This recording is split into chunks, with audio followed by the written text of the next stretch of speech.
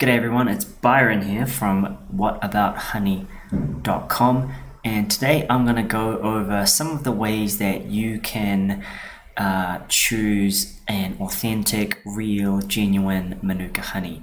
Unfortunately, there are a lot of fake Manuka honeys out there. There are a lot of low quality Manuka honeys out there, but luckily New Zealand, where I live, has quite a rigid system for grading and authenticating Manuka honeys, and so if you know what you're looking for, you can be sure that you won't waste your hard-earned money and you can find yourself the highest quality Manuka honey that you're after.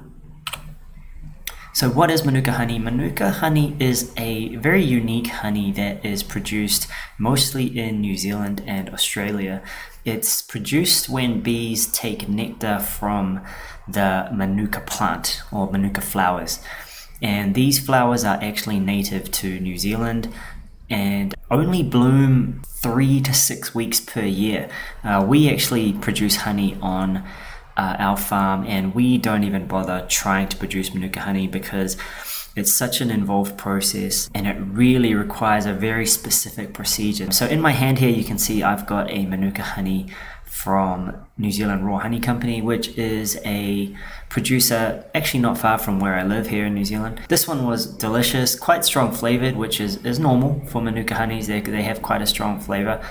We really enjoyed this particular honey, but that's just an example of what Manuka honey looks like. It has a very, very thick, dark color usually. And over the years, they've discovered many interesting properties in this honey that has resulted in it being used as a medicine nowadays.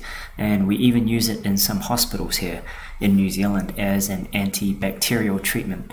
So let's go over what exactly makes Manuka honey special. It seems that every few years we come up with new things that Manuka honey can be used for. Recently it was shown to be very good against MRSA, which was a huge breakthrough for a lot of people because MRSA doesn't respond to prescription antibiotics, but for some reason it did respond very well to the antibiotic compounds in Manuka honey. But we use Manuka honey for all sorts of different things. It can aid your digestion. It's very good for stomach ulcers. It reduces inflammation in the body. People use it a lot for skincare. It's actually used in hospitals for wound treatment and wound healing because it's very good at cleaning the wound and killing antibiotic resistant bacteria and also stopping new bacteria from multiplying. It also has antiviral, antifungal properties, and these things have all been studied very well over the last, say, 30 or 40 years now. And there's literally thousands of papers now on Manuka honey showing that it is a very strong antibiotic. It's got many antibacterial properties. It's good against staph. It's good against MRSA. It's great for healing wounds quicker. It's great for your skin. It's great for inflammation.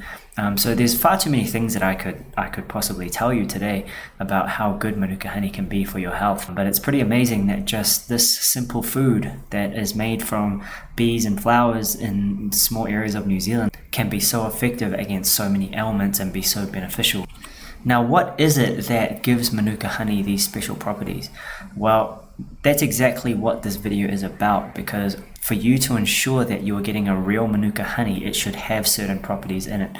Now, the 4 main properties of Manuka honey are MGO, DHA, HMF, and leptospirin. Let's go through them one by one. MGO is short for methylglyoxal. This is what gives Manuka honey its antibacterial property. This is what gives Manuka honey the ability to kill bacteria.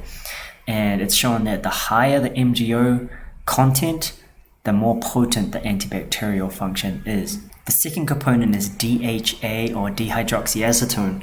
Now, dihydroxyacetone is a precursor to MGO. So the reason we like to see DHA in our honey because it's usually indicative of a high MGO content. So if you have a high DHA content, you're also most likely going to have a high MGO content. The third thing is HMF, which is hydroxymethylfurfural.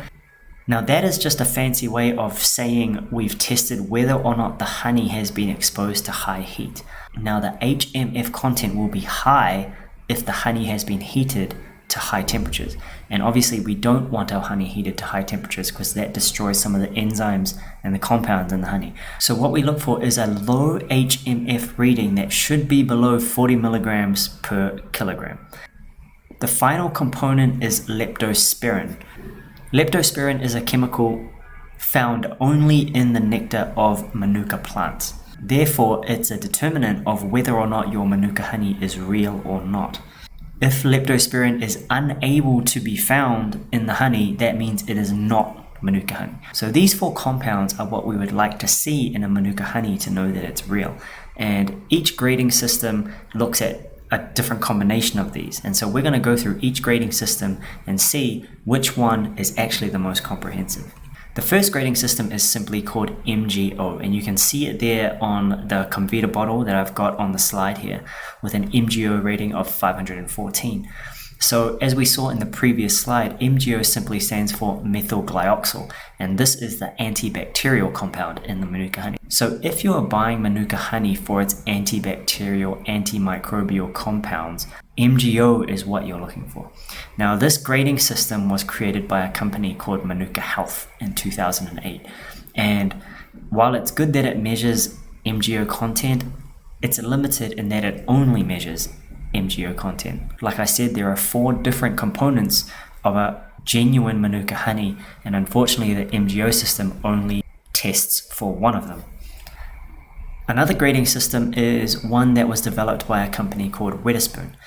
Now, Wetherspoon has a decent reputation in the Manuka honey industry. However, their K-factor grading system is only used by them. It's not a government-approved system. It is not used widely in the industry.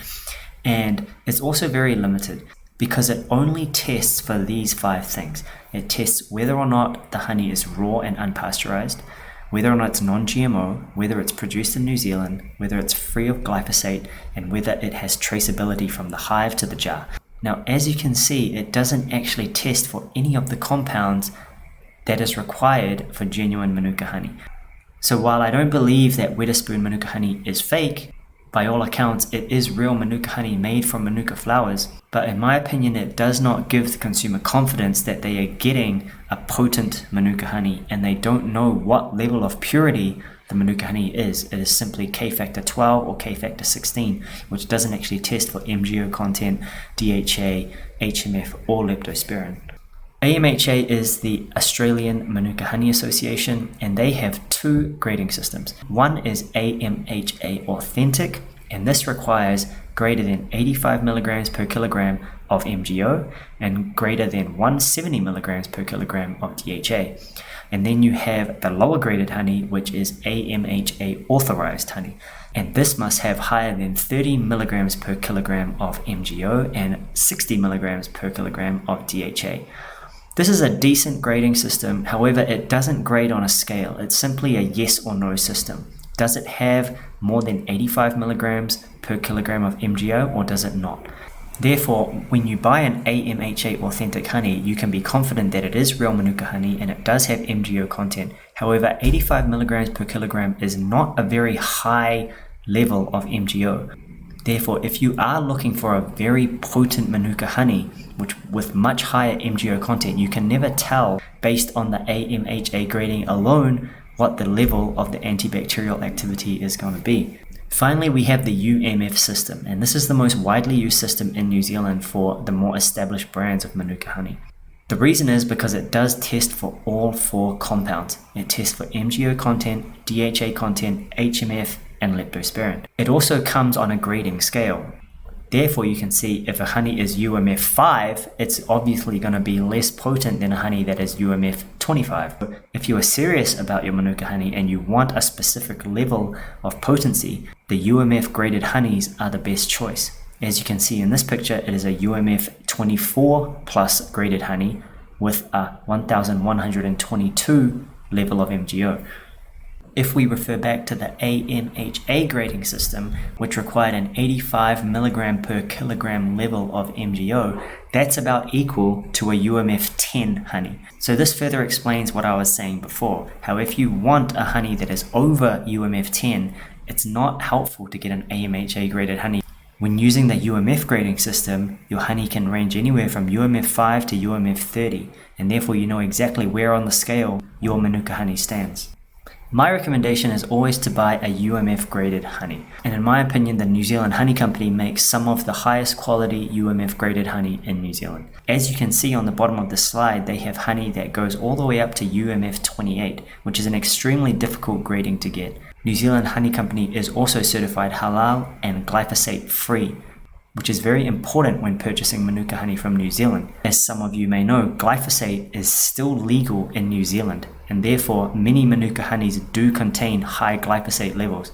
In fact, Japan, which is one of our largest trade partners, actually rejected some of our Manuka honeys because the glyphosate readings were too high. Therefore, it's important to choose a Manuka honey company that has committed to producing glyphosate-free honey, and New Zealand Honey Company is one of the best that we know of. In conclusion, there are 4 grading systems for Manuka honey, but one of them is far superior to all the rest. We recommend purchasing only UMF graded honey, which is graded by the UMF Association of New Zealand, and test for all 4 components, that is UMF, DHA, HMF, and leptospirin. If you have any questions, leave them in the comments. Thank you so much. Please like and subscribe, and we'll see you in the next video.